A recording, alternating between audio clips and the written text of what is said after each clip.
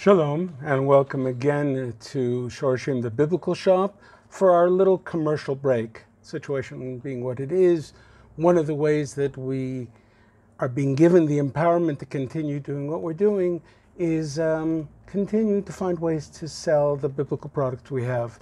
This specific one, created for Shorashim, has the verse written on it, "Blessed are you, my daughter," Ruth 3, verse 10. That's a blessing that Boaz gives to Ruth.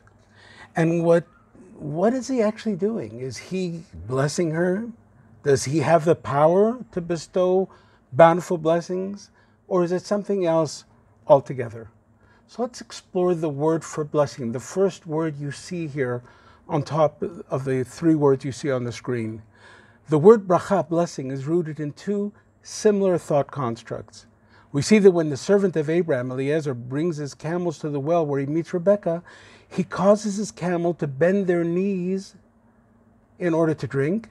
And the verse says in 24:11, and he made the camels to kneel down, vayivrach, without the city, by the well at the water at the time of evening, the time that women go out to draw water. Vayivrach, this bowing down, is using the same root as the word for blessing. As a result, bracha seems to be connected to the concept of bending down, a posture of humility. But the word bracha is also related to another Hebrew word.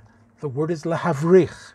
That word describes the agricultural process of pulling down a vine and placing part of the vine into the ground, re-rooting it so that it can sprout new roots and begin to grow another renewed plant. It's actually a re-rooting. Meaning blessing is to be re-rooted back into the source. In both cases, growth is preceded by a humble bending, then followed by an upward growth.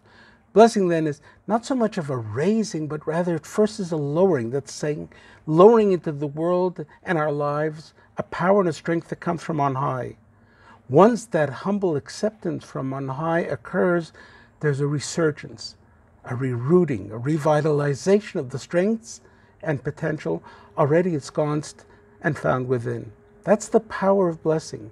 Humility followed by reconnecting to one's inner spiritual roots and strength that result in unleashing of that potential.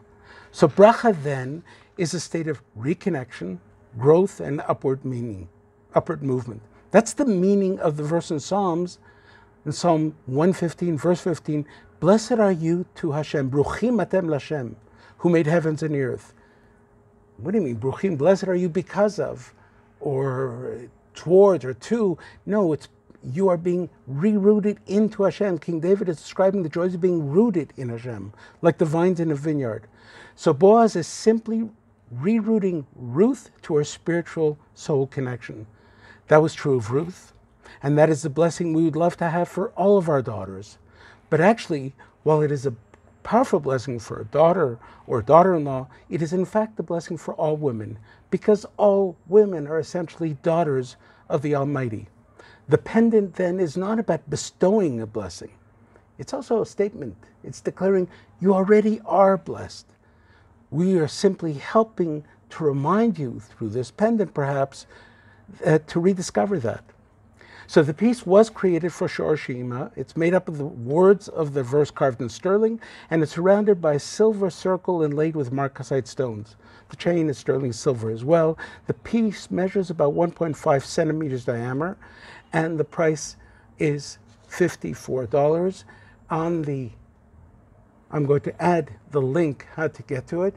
Thank you all for listening. Thank you all for those that are supporting us and actually even purchasing, maybe because not even if they wanted the piece, but I think the pieces are wonderful. I think you'll enjoy them. And thank you again for being part of our journey. Shalom from Shorashim.